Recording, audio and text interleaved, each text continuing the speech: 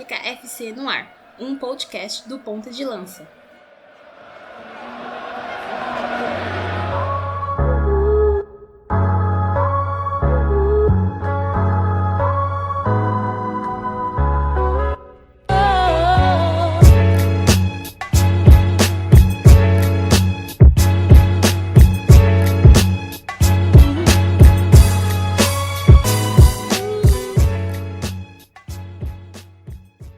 Salve galera, nós somos do projeto Ponta de Lança e este é o 7º episódio do Mama África FC em 2020. Eu sou o Luiz Fernando Filho, um dos membros do projeto, e hoje a nossa pauta será sobre os estereótipos acerca dos jogadores africanos nas análises futebolísticas. A gente vai debater aqui se há diferenciações em relação ao jogador africano, jogador negro também, em relação a um jogador europeu. Isso e muito mais a gente vai discutir nesse episódio, inclusive que é o último episódio de maio, que foi o mês que a gente completou um ano devido ao Ponta de Lança, completou 365 dias comentando sobre futebol e jogadores africanos. Então a gente já agradece muito a todos vocês, aos nossos parceiros, Observatório contra a Discriminação Racial no Futebol, Ludopédio e tantos outros que agora eu vou esquecer, que sempre nos ajudaram. Então, para começar, antes de começar, aliás, o debate sobre a questão dos estereótipos sobre os jogadores africanos, eu peço para que vocês nos sigam lá no medium.com/pontadelanca, por onde nós produzimos textos sobre futebol e jogadores africanos. Lá nos agregadores de podcasts vocês podem nos achar no Spotify, no Castbox, no Anchor, no Google Podcasts, no YouTube e também agora no Deezer. Então é só vocês clicarem lá nos buscadores Ponta de Lança Podcasts e vocês vão achar todas as nossas produções, tanto do próprio Mama África FC, como também do Mama África FC Continente, onde a gente te apresenta os países do continente africano e a sua cultura futebolística, e fora também da cultura futebolística, apresentado pelo Rubens, e também nosso boletim quinzenal sobre a Covid-19 em África, que inclusive foi elogiado no Xadrez Verbal, é bom mencionar isso, o boletim Covid-19 em África apresentado pelo nosso querido botafoguense Marcos Carvalho.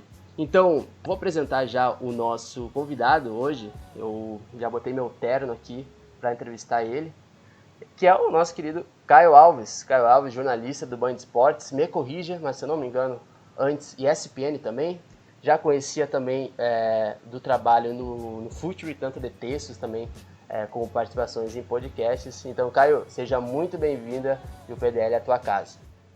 Fala, Luiz, Matheus, Bruno, amigos do Ponta de Lança. Agradeço pelas palavras, é isso mesmo. Tô no Band Esportes agora, tive passagem na ESPN, escrevo no Futre.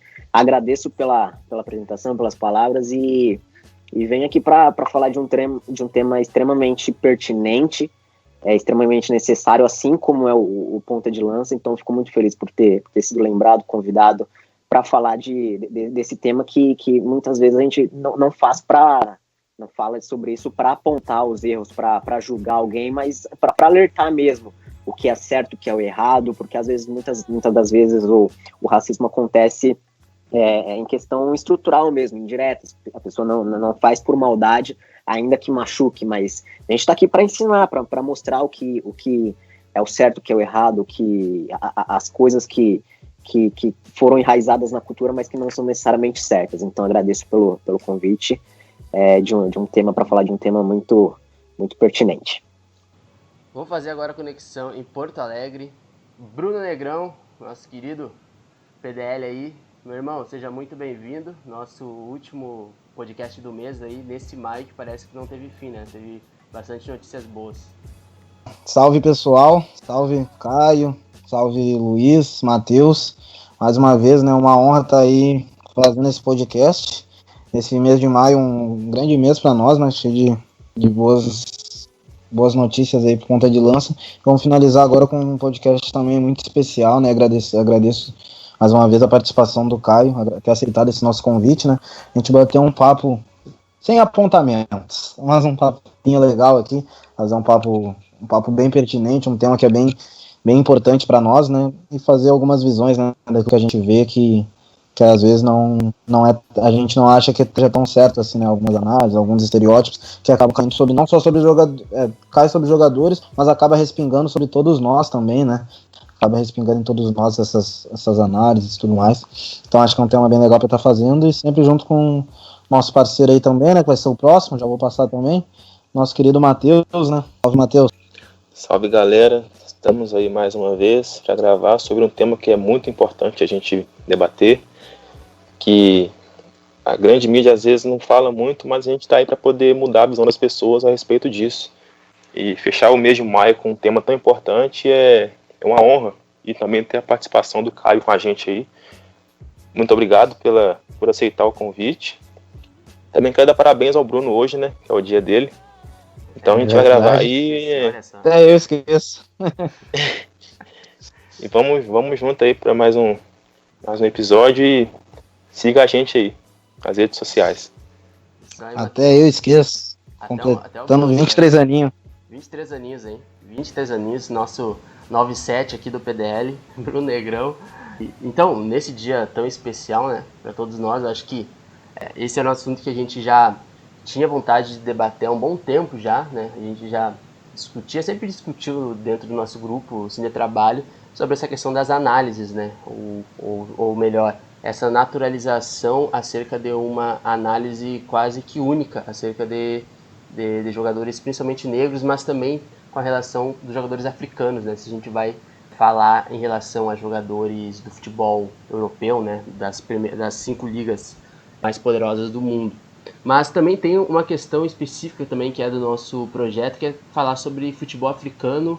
E quando a gente fala sobre o futebol africano, e também, obviamente, sobre jogadores africanos, dentro ou fora do continente, volta e meia a gente percebe algumas reduções na análise acerca tanto das seleções quanto de clubes e individualmente acerca de jogadores. Eu quero começar perguntando até para o Bruno. Bruno, a questão do futebol africano e os estereótipos. A gente encontra esse debate e por muitas vezes comentários, como o Caio disse mesmo, cultura muito enraizada, né? É uma cultura racista, né? Vamos combinar, muito enraizada, que já é da sociedade e que, porventura, ela vai também ser reproduzida no futebol ou em qualquer outra modalidade. Então eu queria que tu nos desse brevemente essa tua análise acerca dos estereótipos do futebol africano ao longo da história e como tu acha que está esse momento assim do próprio futebol africano, das análises e tudo mais. Eu queria saber como tu vê esse momento. Então, acho que às vezes a questão do maldoso, acho que acaba sendo maldoso, né? Acaba fazendo mal para outra pessoa. Varia às vezes se é conscientemente, se é inconscientemente, mas aí também não cabe a nós também saber se é consciente ou inconsciente, acaba fazendo mal, né?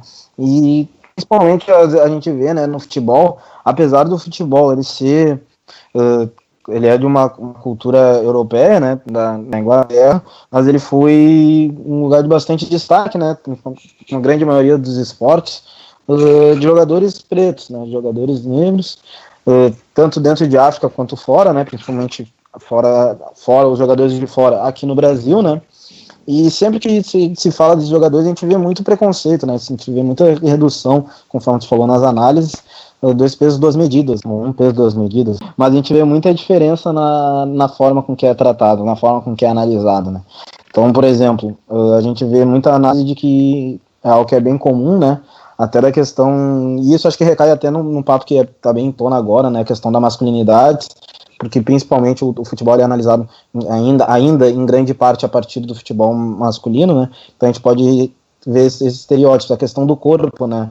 Homem negro, no geral, jogadores negros também acabam sendo reduzidos muitas vezes a corpo, como se não fossem jogadores pensantes, né? Então a gente vê muito, tipo, jogadores que são assimilados à força, a questão de gene, né, genética, né, tem uma genética de corpos mais fortes, de corpos mais resistentes, e o jogador muitas vezes acaba sendo reduzido a isso, como se não fossem jogadores pensantes também, né, como se não fossem jogadores técnicos, e às vezes se reduz como se o poder físico não fosse uma característica também intelectual, digamos assim, dentro do jogo, né? Tem que pensar muito para conseguir ter um corpo que vai resistir durante os 90 minutos, então tem uma questão técnica. E às vezes quando ocorre o contrário, né? Quando é a questão do talentoso, é como se o talento por si só não fosse uma coisa que fosse uma irresponsabilidade tática, né, na verdade. Então a gente tem um grande exemplo que jogou nas principais ligas, na Alemanha, na Inglaterra, o JJ Okocha, né, o nigeriano, E eu sempre vejo algumas análises até muito assimiladas a só a questão do talento, da habilidade que ele tinha com a bola, da técnica desenvolvida com a bola, dos dribles e tudo mais, como se fosse até uma coisa meio de circo, assim, né? Eu já vi alguns comentários como se fosse uma habilidade de circo. Até o Ronaldinho eu já vi sendo reduzido a isso também, às vezes, né? O Ronaldinho ser reduzido com as habilidades de circo, acho que vai ser um absurdo. Mas e tira toda a questão da análise tática, a questão de compreensão tática, né? Uma consequência disso, a falta de treinadores negros, né? A gente vê muitos ex-jogadores treinando e poucos desses ex-jogadores, que na maioria são negros, poucos deles acabam sendo treinadores negros que acabam tendo grandes destaques, né? Só pegando um gancho aí nesse que o Bruno falou, das análises e tudo mais, é só fazer um nível de comparação. A França 2018 campeã, eles compararam muito o Pogba com o Kanté, mas era muito mais na parte física, na aparência, né? O Pogba sempre foi visto como aquele cara que era extravagante, dos cabelos e tudo mais, mas ele tem a técnica dele é imensa, além do porte físico, né? Ele é um jogador alto, forte, ele consegue aliar as duas coisas. E o Kanté, para muitos, é visto como um jogador perfeito, né? Que cabelo raspado e tudo mais, que quase não fala. Então a gente tem que mudar muito isso também, né? O jogador tem que andar na linha para poder ser visto da forma correta que as pessoas querem ver lá fora. Exatamente isso que o Bruno e o Matheus falaram. Basicamente o negro, o jogador preto, ele não pode se destacar. Ele tem que ser ele tem que servir ao jogador, ao branco, ele tem que ser aquele jogador operário, que é basicamente o que o Kanté é, né? Ele é simples, assim, teoricamente simples, ele não dá muita entrevista, ele não aparece muito nessas revistas, nesses portais de fofoca, enfim, ele é basicamente invisível. Então ele tá ali no campo, na visão majoritária das pessoas, ele tá ali no campo para desarmar, para correr e deixar o Griezmann jogar e os outros jogadores. Então esse preconceito que aí vai desde o dirigente até o jogador, né? A gente não vê o preto ali no futebol, nas principais posições, nos principais cargos. E aí entra muito na parte do racismo estrutural. A gente vê, por exemplo, as duas seleções finalistas das nações africanas, da Copa de Nações Africanas, do ano passado, ano retrasado, se eu não me engano.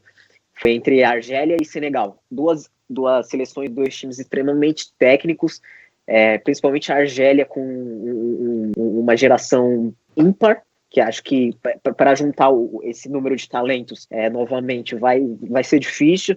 Então vai desde o Diomandi, que está no Betis, até o Mahrez, que está no City, o Benacer do Milan, o Feghouli, o Slimani, enfim, tem muitos jogadores que jogam, que são capazes de atuar no futebol europeu, mas assim, que são pouco comentados. O Senegal, que fez uma Copa, apesar de ter sido eliminado precocemente, é um time muito bom, do Cissé, do Aliou Cissé, mas que a gente não vê sendo comentados. Por exemplo, teve um dos últimos amistosos da seleção brasileira, que foi, acho que no Catar, se eu não me engano.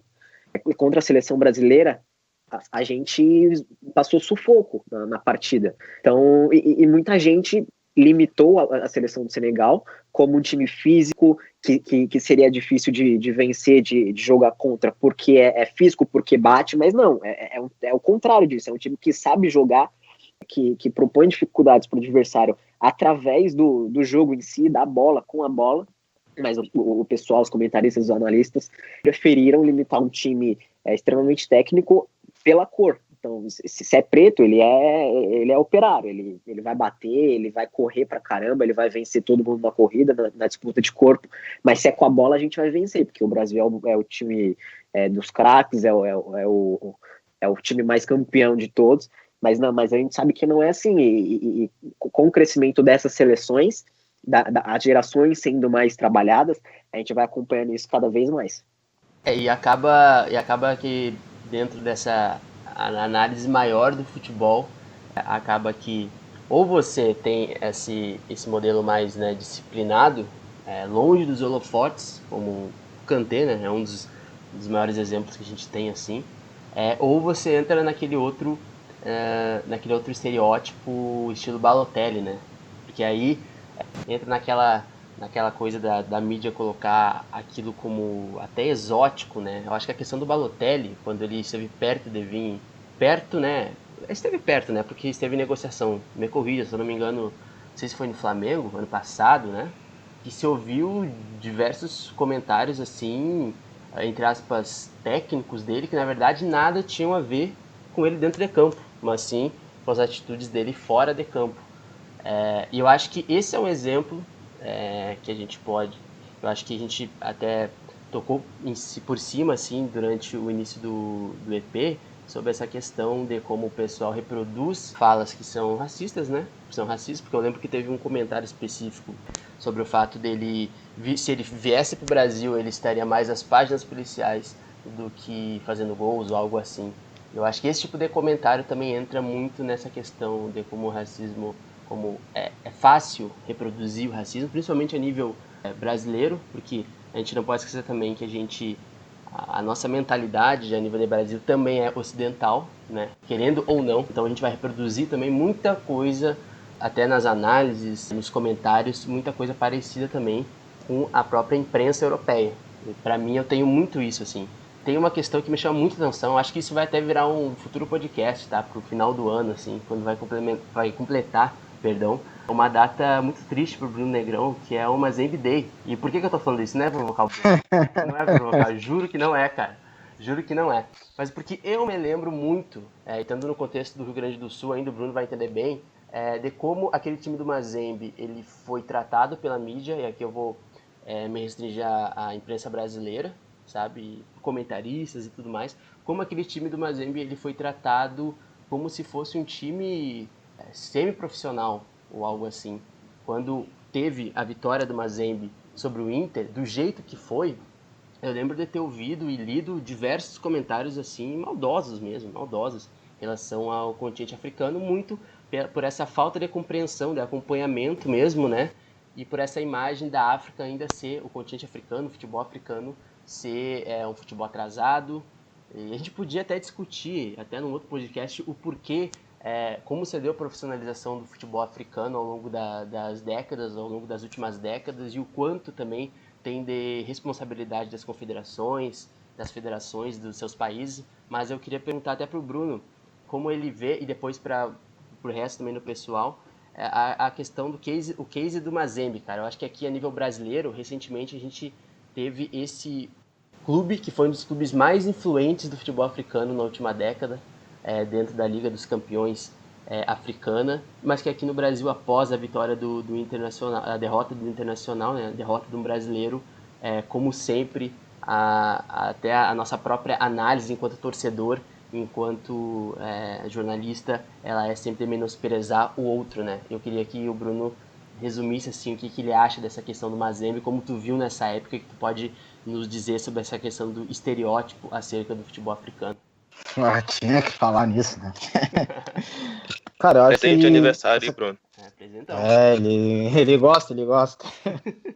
Cara, acho que essa questão do Mazembe, em geral, é um reflexo justamente disso que a gente tá comentando, dessa questão de como se subestima também ainda, né? E de muito de desconhecimento, um desconhecimento que ele é proposital. Não procura se saber sobre os jogadores africanos, sobre o futebol no continente africano. No geral, muito que se sabe são os jogadores quando estão na Europa, né? A gente só sabe quando chega na Europa, não se sabe do futebol no continente em si, né? No geral, o que a grande mídia brasileira acaba trazendo aqui para nós, né? E essa questão, exemplo, foi muito disso também. E é muita questão de ser visto como exótico, como folclórico, né? Como tu falou, até como você antes, como circense, como se fosse uma coisa de circo, uma mostração, assim, mas como se não fosse algo levado a sério. A gente tem essa lógica meio ocidental, assim, né, que não é uma questão nossa, nas nossas origens, que é de separar muito a razão da emoção, separar o corpo do intelecto, e a gente acaba separando o que é brincadeira do que é coisa séria. A gente acha que a gente só pode fazer sério se for sem brincadeira, e se a gente estiver brincando, a gente não pode fazer sério. Então, às vezes, o futebol, a gente tem a se levar a questão do exótico no futebol, principalmente no continente, quando é um futebol até mais pra frente, um futebol um pouco mais solto, a gente acha que não é um futebol que vai ser um pouco sério, vai ser, eles vão pra frente pra ver o que dá, eles não estão acreditando muito e tudo mais, e é um grande erro, né? Acho que isso até surge um pouco da questão, acho que se não me engano foi na Copa 74, talvez, que o Zaire jogou e acabou tomando, foi uma vergonha, digamos assim, né? Acabou tomando 7-0, se não me engano, da Iugoslávia, e aqui a mídia brasileira respingou muito isso, né? Dizendo que era um absurdo uma seleção como essa jogar uma Copa do Mundo e tudo mais, e se descreditou muito, né? Até por muito tempo ficou só com dois representantes africanos após isso, né? Não conseguiu, por muito tempo não conseguiu ter mais representantes, sempre usava-se esse caso. Então acho que sobrecarrega muito, principalmente, e isso é um fruto das vezes da questão do Mazembe. Acho que por nunca ter tido, na época, nunca tinha tido uma final que não fosse Brasil não, né? América do Sul e Europa, na final do Mundial da FIFA, subestimava-se muito os outros continentes, né? Acredito que talvez se a gente tivesse perdido talvez uma seleção para uma equipe japonesa, para uma equipe do continente asiático ou da América Central, acredito que a imprensa trataria ainda como uma tragédia, mas acho que não teria tantos estereótipos, né? Não seria tão folclórico quanto foi essa questão do Mazembe, né? Acho que essa questão de tratar como exótico, ela é muito perigosa e ela é sobrecarregadíssima de preconceitos, né? Então a gente analisa o que diabo só pela parte que da comemoração dele, e a gente analisava a comemoração dele e esquecia de analisar, um goleiro consagradíssimo num dos maiores clubes de todo um continente. Então, qual que é a importância disso, né? É realmente uma importância muito grande. E a gente, às vezes, não valoriza. A seleção, ela ganhou do Inter, que estava preparado, né? Mais ou menos, né? Não estava tão preparado ao lado do corneteiro. Mas, de uma equipe que tem ganhos muito maiores, né, a nível financeiro e estrutura muito maior, acabou vencendo, chegou numa final no campeonato mundial e atribui-se sempre a questão também da zebra. A zebra ela é muito perigosa. Claro que foi uma zebra no sentido de que não era o time que se apostava. Mas por que também que não era o time que se apostava, né? A zebra nunca é por acaso. Tudo tem um mérito também. Não foi por acaso que chegou lá. E nessas análises a gente analisa muito a questão folclórica e esquece de analisar o mérito.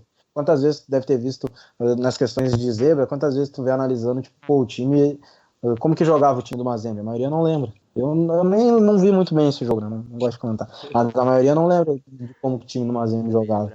Então, eu não consigo lembrar que eu tô tomado pela emoção. E nunca mais vi depois, nunca revi nada do jogo, assim, sempre evitei. Mas a gente nunca se vê falar, assim, não se vê falar como que jogava, como que era do Cabangu, qual que era o papel que o Cabangu fazia no ataque, trazendo para o meio a bola, né? Tanto que um dos gols foi assim. E nunca se vê essa análise, assim, parece que não teve nenhum mérito tático. E isso é uma consequência, assim. E até da questão, trazendo um pouco do Mundial, assim, só para não espichar muito, o Mundial a gente sempre analisa, a gente sempre acha normal não ter tido clubes africanos e de outros continentes, a não ser a Europa e a América do Sul. Até 2005, no Mundial, ou 2000 talvez teve, não sei se 2000 teve, mas até 2005 não era certo ter. E e sempre se usa como argumento da questão que o futebol não era tão desenvolvido nos outros continentes, né, antes disso, né? Sendo que em 1990 o Camarões derrotou a seleção atual campeã do mundo e com o Maradona em campo, né? Derrotou a Argentina na estreia da Copa de 90, 15 anos isso atrás, antes de 2005, né, de começar a ter as seleções africanas, e 20 anos antes do Mazembe ter derrotado, né? Então, por que essa questão do exótico ela é muito prejudicial, né? A gente nunca é visto uma forma mais humanizada, né? Isso é tudo consequência do racismo no geral, né? E já passar já a bola pro Caio e pro Matheus, essa questão da tática, né? Eu acho que o Bruno falou algo bacana até de citar que pouca gente se lembra desse time do Mazembe, tá? E pode ser também o time, sei lá, o Raja Casablanca, que também venceu o Atlético Mineiro, se eu não me engano, em 2013 no Mundial, né? De maneira cachapante. Mas, de fato, e aí eu acho que até a gente tem exemplos concretos em Copas do Mundo também, mas também vocês podem comentar se vocês quiserem a questão do Mazembe, sobre a questão tática, né? Essa é uma questão muito pertinente quando você fala de clubes e seleções africanas, né? A questão do mérito. E parece que quando você fala do futebol africano, essa questão tática, parece que ela é retirada, né, dessa análise e muitas vezes são rasas. Sim. E acho que um ponto importante que o Bruno comentou é que acho que com o crescimento da tecnologia, da internet, do próprio Twitter, né, que é onde a gente está mais acostumado, mais habituado a acompanhar, essa safra assim, que vem vem compondo essa parte mais estudiosa, a importância dela, porque, por exemplo, ano passado, acho que um exemplo que eu vou usar aqui dá para basicamente resumir como a imprensa brasileira, principalmente no Mundial de Clube, assim, se você preencher a cartelinha do bingo, tá lá. É como o brasileiro, ele se diminui frente ao europeu. Acho que faltando um mês, mais ou menos, para o começo do Mundial de 2019, que o Liverpool ia participar, o Flamengo também, era incrível a quantidade de perguntas para o Klopp, para os jogadores do Liverpool, sobre o que eles achavam do futebol brasileiro, do Flamengo. Tipo, basicamente essa necessidade de saber que eles acompanhavam o futebol brasileiro e tal. Por quê? O que isso vai mudar? A gente sabe que eles não acompanhavam o futebol brasileiro, a Europa em si não acompanha, e isso, o motivo disso tem outras questões, a gente sabe por quê, porque é questão do mercado mesmo, da qualidade do futebol brasileiro. Mas para quê? O que muda? O que vai mudar? Lógico, vai acrescentar um título de uma matéria, sei lá, o Henderson acompanha o futebol brasileiro, ele gosta de Corinthians, Palmeiras. Beleza, ok, isso vai acrescentar alguma coisa. Mas para que ficar se diminuindo frente aos técnicos, aos jogadores europeus, para saber que ele acompanha o futebol brasileiro? Então isso a gente acompanha, da mesma forma que o brasileiro se diminui frente ao europeu, ele se coloca muito acima dos times africanos. Então, por exemplo, como vocês comentaram, trataram o Mazembe, trataram o Raja como algo assim que eles passaram por sorte, pura e simplesmente por isso. Mas a gente sabe que não foi. Em questão tática, eu confesso que eu não me recordo como os times atuavam, mas assim, a gente sabe que não foi por uma bola, que foi por sorte, que eles não tiveram mérito. Se eles passaram, se eles fizeram frente no Mundial, e cabe lembrar que eles passaram por outras fases antes de chegar no duelo contra o Inter, contra o Atlético Mineiro. Então, assim, se eles passaram de duas fases, é porque algum crédito, alguma qualidade eles têm. Mas a imprensa, e isso a gente está se baseando basicamente na imprensa brasileira, que é onde a gente está mais acostumado. E a imprensa brasileira, ela está acostumada a diminuir os feitos dos times africanos para endeusar o time brasileiro, ou até o mesmo time sul-americano, caso seja um River Plate, um Boca Juniors, que seja. Então, essa questão do Mazembe, principalmente, que é um time extremamente campeão no Congo, por que não fazer reportagens e matérias sobre o que o Inter ia enfrentar na época?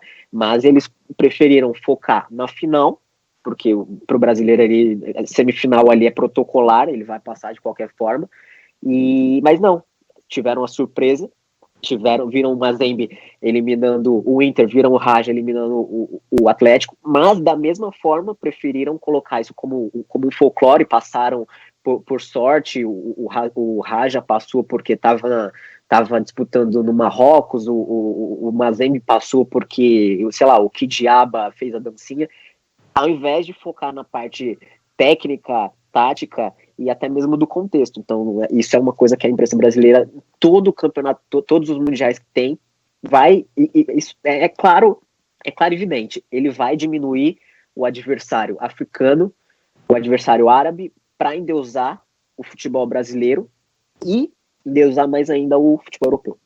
Eles poderiam mesmo ter feito análises, né, anteriores às fases que eles jogaram antes de chegar na semifinal, pegar o brasileiro, porque eles mostram os jogos e costuma ser contra times da América, que contra time mexicano, por exemplo, que vence com CONCACAF lá e tudo mais. E até nesses jogos eles pegam os times da CONCACAF como favorito ali.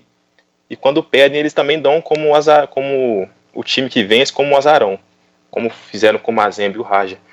Então cabe mesmo à imprensa fazer esses debates de como vem o time para pegar o outro, que é o mais forte na teoria, para depois não vir com aquelas piadas, né, de que foi o azarão, de ficar fazendo esses negócios de Mazembe Day e tudo mais, como se fosse algo de outro mundo, que o time não poderia ter vencido.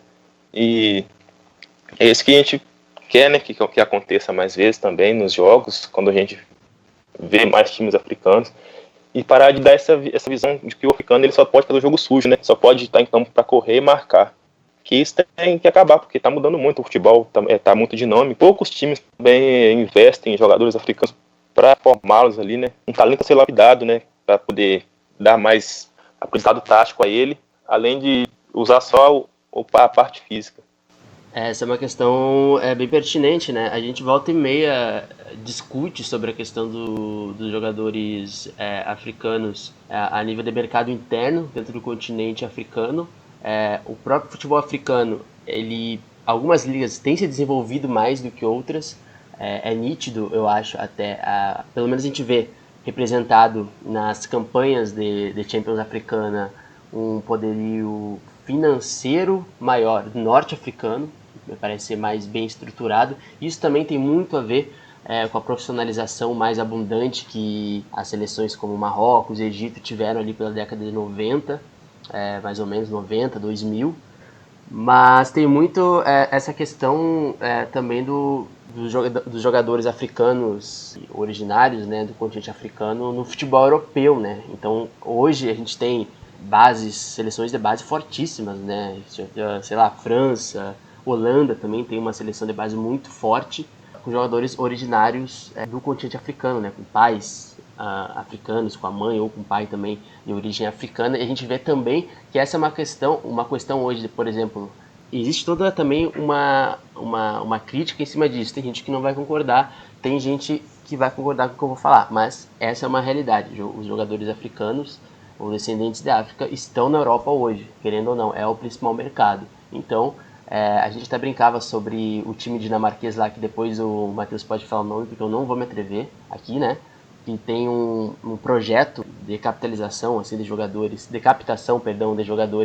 em Gana e em outros países, principalmente em Gana, e tu vê muitos jogadores promissores do país indo jogar nessas ligas um pouco mais periféricas dentro da Europa, mas que depois, porventura, muitos deles acabam, ou na França também, né, principalmente na França, acabam rumando para clubes maiores, de maior expressão. Eu queria até reiterar também no debate aqui, para além dessa questão das seleções em Copas, que em 2018, se eu não me engano, teve também umas aspas durante o jogo, se eu não me engano, Japão e Senegal e Japão, teve umas aspas do técnico japonês, que agora não vou me recordar o nome, mas em que ele citava e reafirmava também esse imaginário da questão de que os jogadores africanos, eles têm velocidade, eles têm a força, mas nós vamos precisar ter a inteligência para vencer esse jogo. Foi mais ou menos assim a fala dele durante uma coletiva de imprensa em 2018 agora. Foi bastante até repercutida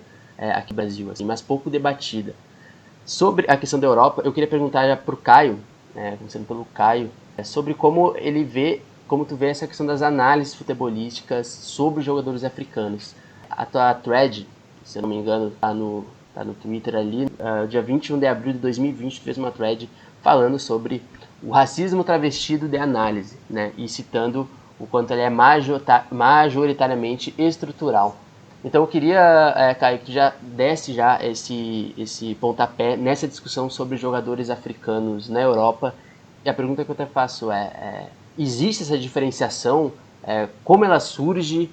Ou tu vê que essa questão da análise ela é também mais uma reprodução também ocidental, também de como você vê jogadores? Como tu vê que a gente pode mudar isso, e até a nível de Brasil mesmo, né, para que a gente tenha, sei lá, analistas, comentaristas, que consiga ter um respeito maior com relação a esse fim do estereótipo dos jogadores africanos? Então, como você falou, existe. Ela é diária, é constante, e ela surge estruturalmente, porque, como eu falei, eu evito falar o nome de quem comete o racismo, indireto no caso, porque muitas das vezes não é intencional, às vezes é estrutural ali, a pessoa foi criada por isso, ou às vezes faz esses comentários porque ouviu de outra pessoa e apenas repercute, reproduz. Então o que eu tento fazer, e essa thread surgiu porque eu lembrei, enfim, eu tenho dessas, assim, as pautas surgem do nada, eu tô fazendo alguma coisa, surge aí onde eu vou anotando, e aí essa surgiu porque eu lembrei da Copa de 2018, onde dos comentaristas falou, acho que não, era Senegal e Colômbia, se eu não me engano, falou que o Senegal estava levando perigo à Colômbia, porque era um time forte e disputava de igual para igual na força com os colombianos, sendo que Senegal, por boa parte da partida, foi superior à Colômbia.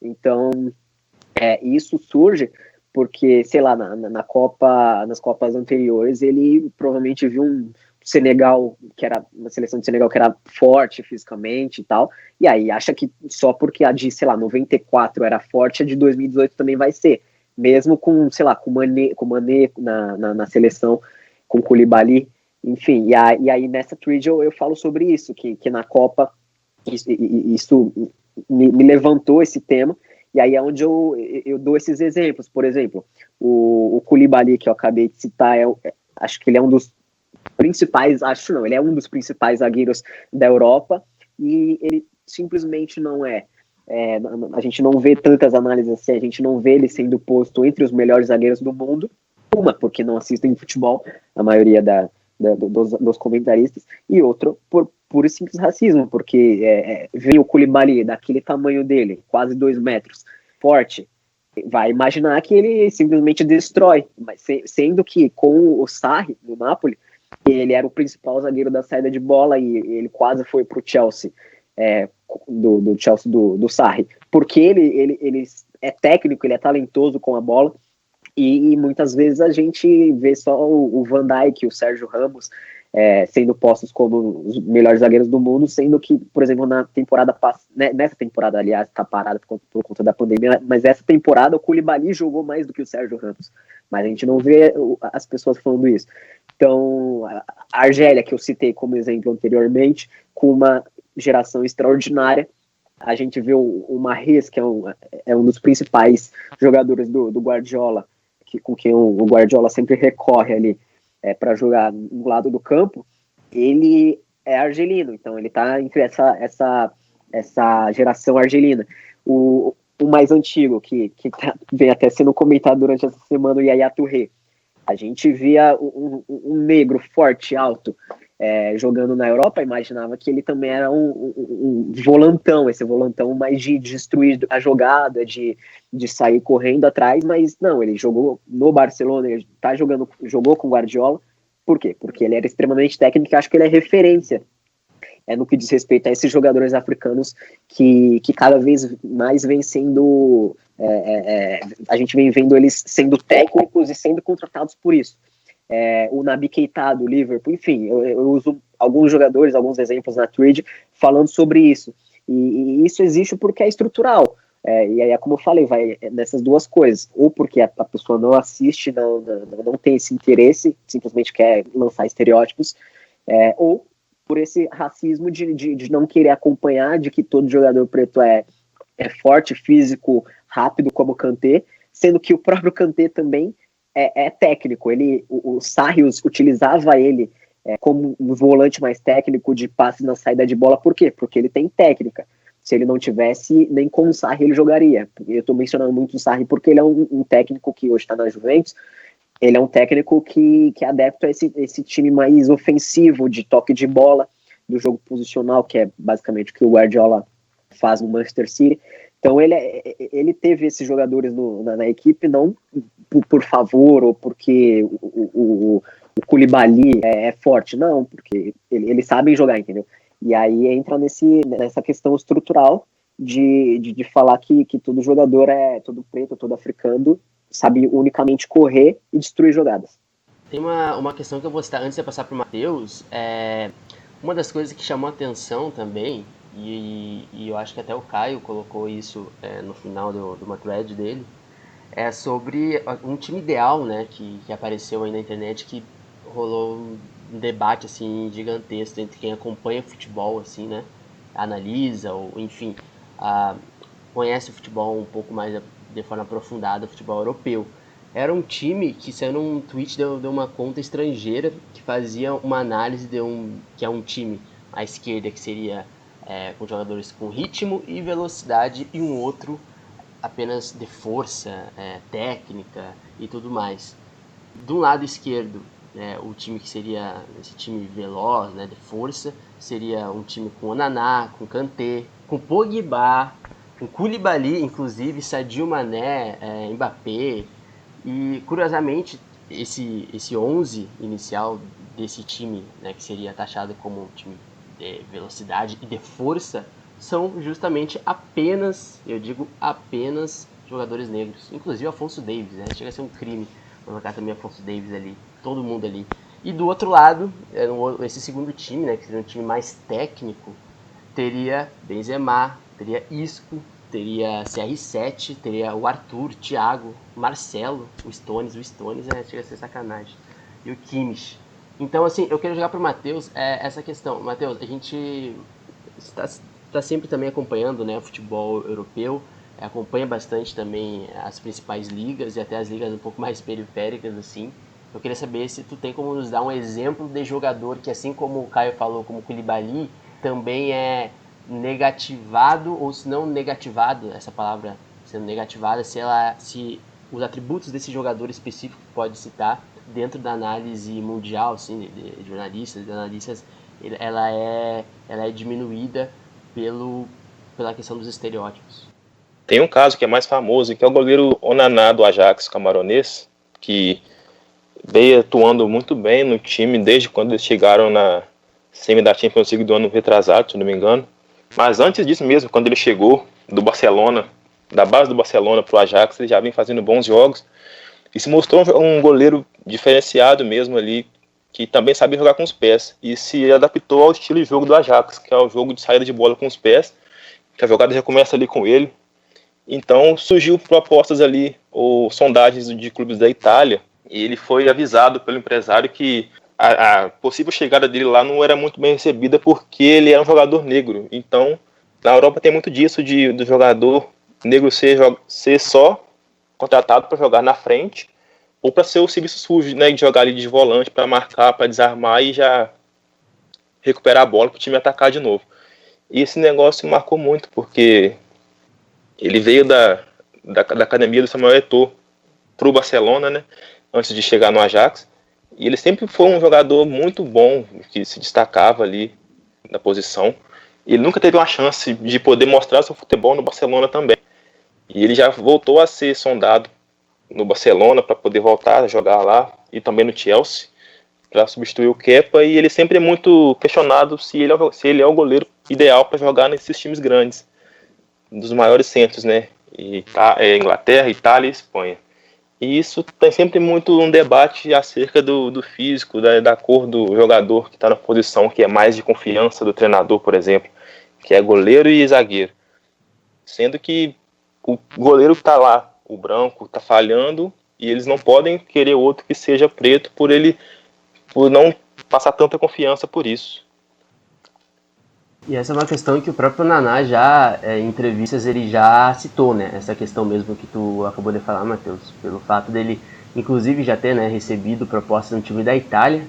Ele não disse quem, mas você já deve imaginar, ou talvez não também, porque a Itália tem uns times aí, enfim, difíceis, de lidar em relação à questão do racismo, mas num todo a gente viu que, principalmente nas últimas temporadas, assim como o futebol italiano, ele tem mostrado, através de uma parcela da torcida, manifestações racistas mesmo. Inclusive o Koulibaly, já foi vítima ano passado, ou ano retrasado, e ele não teria ido, ele teria sido avisado, ele foi avisado pelo seu empresário que o time X italiano não o contrataria, não necessariamente pela sua qualidade, mas porque a torcida não aceitaria um jogador negro, ainda mais um goleiro negro, Então tem essa questão também do estereótipo do goleiro negro, que é muito maior, que também já é um outro debate que a gente pode citar no próximo podcast. Bruno, tu tem algum exemplo assim na Europa, tanto de jogadores atuais como jogadores mais do passado, assim, que tenha até marcado em relação a esses estereótipos, assim? Não sei, eu não gosto muito do futebol europeu. É verdade. Cara, essa questão, até complementando por isso do que o Matheus falou, a questão do goleiro é muito forte, Acho que até até um pouco mais até do que os jogadores de linha, no geral, né? Mas a questão do goleiro, aqui no Brasil, ela é muito... Ela se difundiu ainda mais ainda depois da Copa de 50, né? Do goleiro Barbosa. Caiu nas costas dele, né? A questão do Brasil ter perdido a Copa no Maracanã, em casa para o Uruguai, né, em 1950. Ele era um goleiro negro e ele diz, né, que ele falou, quando ele faleceu sem ter esse perdão, né? Meio que do geral, assim. E é uma questão muito estigmatizada. Até hoje a gente tem poucos goleiros negros no Brasil, e dos poucos que tem a gente sempre percebe, né? Até o Jefferson uma vez comentou no início, acho que logo no início da carreira dele, teve algumas dificuldades de ser convocado para a seleção, justamente pela questão, né, da cor dele, né? E de que não confiavam, como se ele fosse um goleiro que não passasse tanta segurança, pela simples questão da cor da pele, né? Eu acho que isso é bem complicado. Queria trazer, Luiz, uma questão que repercute bastante dentro do futebol europeu, né, jogadores que estão no continente europeu, mas acho que no geral também. Foi até uma thread também que o Caio tinha comentado, uma outra thread também que o Caio fez, não vou lembrar a data agora que eu vi, mas muitas das questões extra-campo também, né? Se dentro de campo o jogador ele acaba sendo reduzido, né, muito pela questão física, principalmente jogadores africanos, ou a questão exótica, a questão folclórica, né, a questão extra-campo, principalmente daquilo que o jogador preto no geral, também do jogador também principalmente o jogador africano, ela é muito sobrecarregada, né, seja de questões de aparência, né, então essa thread do Caio falava que é muito, reduzindo um pouco assim, né, resumindo, que é muito bonito o Beckham, o cuidado do Beckham com a beleza dele e tudo mais, até não cita, mas até do Cristiano Ronaldo, né, aquela coisa da preocupação estética, mas quando é o jogador negro, quando é um Neymar da vida, quando é um Pogba, já se atribui isso como sendo uma das principais críticas quando não respondem dentro de campo, e até de questões extracampo, por exemplo, jogadores que têm problemas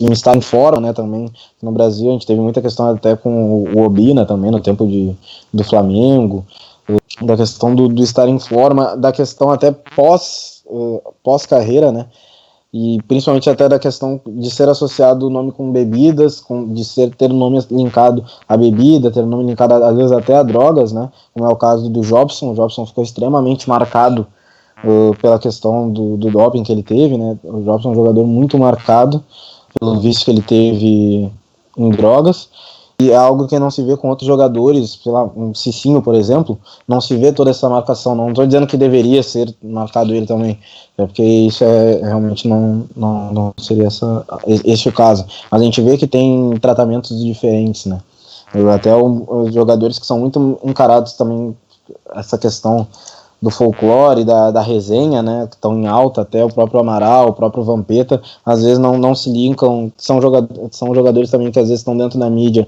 fazendo um comentário esportivo, nunca se linka esses comentários dele ao que eles realmente sabem de futebol. São jogadores que sabem muito, entendem muito de futebol, né. O Vampeta, ele não é só um cara que sabe contar boas histórias, é um cara que entende futebol. Se não entendesse, ele não teria ganho tudo que ganhou só em clube grande, né, ganhando principalmente no Corinthians, um dos maiores clubes do país.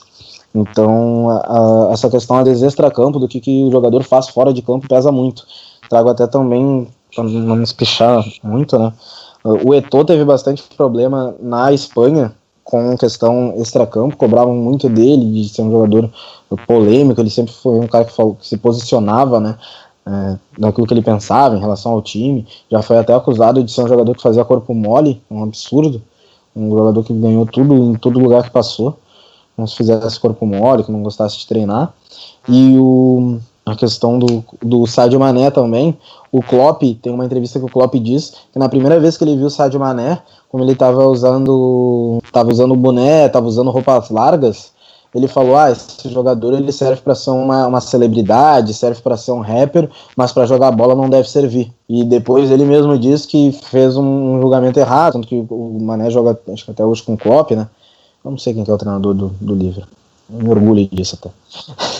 Mas o Mané deve jogar até hoje com o Klopp. E ele, de fato, o Klopp falou, né, que estava errado nesse primeiro julgamento dele.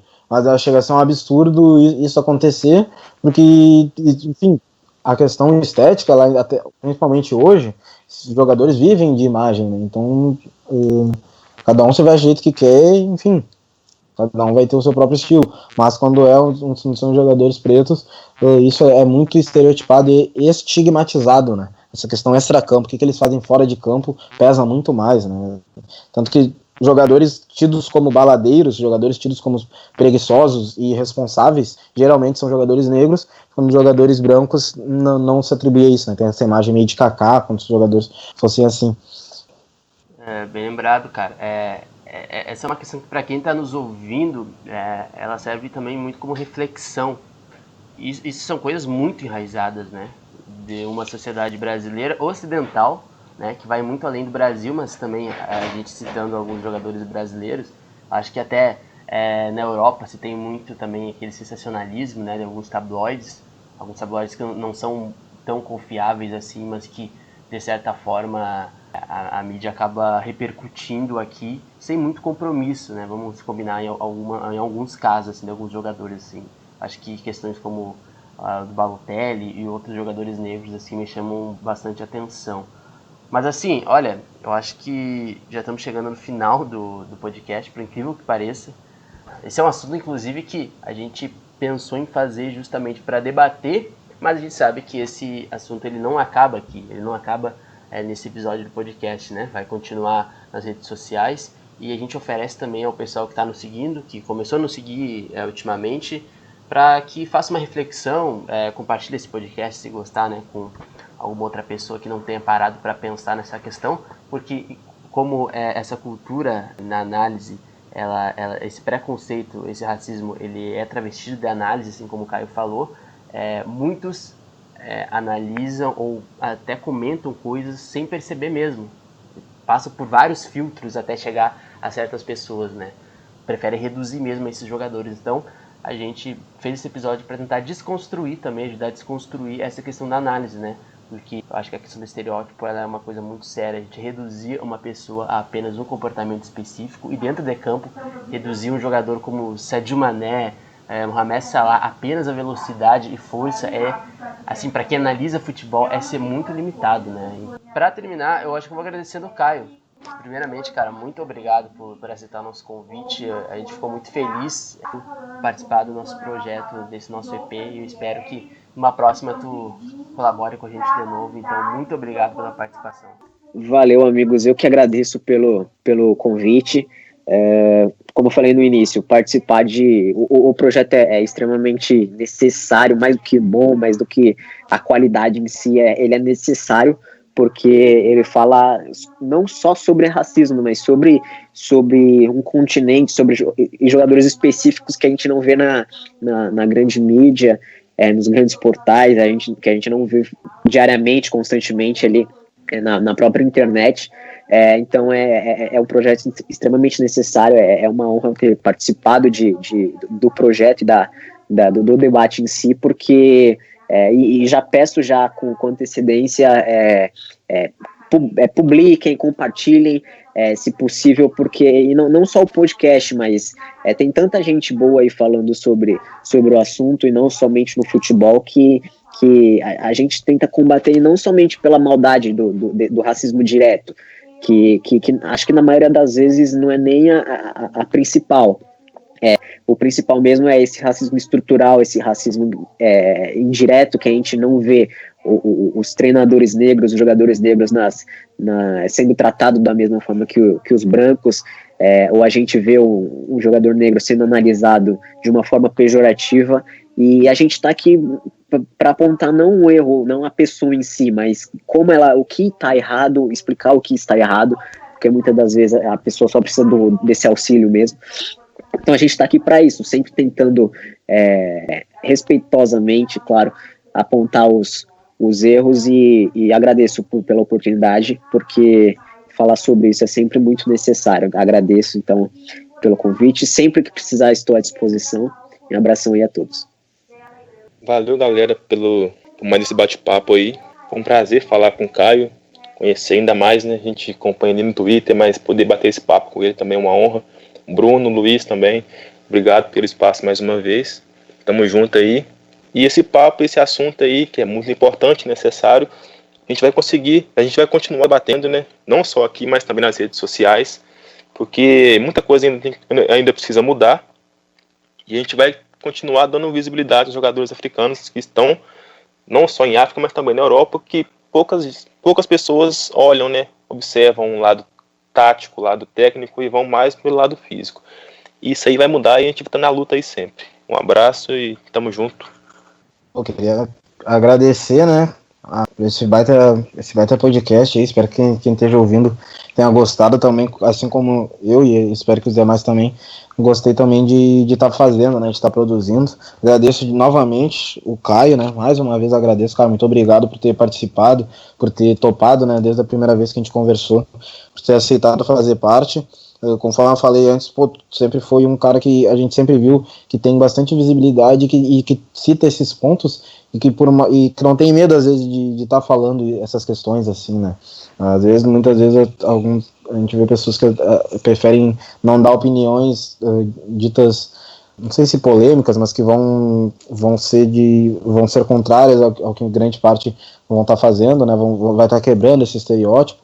E muita gente às vezes acaba preferindo não comentar. E tu sempre foi um cara que sempre acompanha, que comenta, que dá a cara a tapa mesmo para estar apontando, né, essas questões. E isso é muito importante, a gente precisa muito disso, né, é muito necessário. Então a gente agradece e a gente espera assim que a gente tenha trazido um pouquinho só, né, dessa questão de como que é a forma que o ponta de lança acaba vendo também, né, o futebol africano. A gente percebe que tem diversas apontamentos que são injustos, apontamentos que são racistas mesmo, apontamentos que por muitas vezes também são maldosos, e a gente está aqui para trazer o outro lado, e também para dar oportunidade de pessoas que, eu vejo muitas pessoas, principalmente jovens negros, que acabam se afastando um pouco de acompanhar análise de futebol, justamente por estar vendo que elas são feitas de forma estereotipada. Então a gente tem aqui uma outra oportunidade para ter um outro debate, um debate entre nós, por nós, sobre nós e para nós, né? Então acho que é muito importante isso. Agradeço a companhia aí dos amigos neste meu aniversário, um aniversário muito especial para mim, poder estar comemorando aqui com vocês aí essa questão. E, Luiz, eu te gravei aquela questão ali que tu falou do Mazembe. Na próxima eu vou vir com alguma coisa do Grêmio, mas é difícil porque o teu time é complicado, né? 2 colorados no grupo é fantástico a convivência, como você já deve imaginar. Eu só vou agradecer a vocês, mais uma vez, pela participação muito importante para mim, como jornalista, para vocês também, e para quem está nos ouvindo, não esquece lá, segue lá, porque muita gente ouve o podcast, ouve, né, o áudio, mas esquece de seguir lá, então segue lá na sua plataforma preferida, que você vai receber todas as atualizações semanais dos nossos podcasts. Então, para quem está nos ouvindo, não esquece, ponta de lança, paixão por ousar.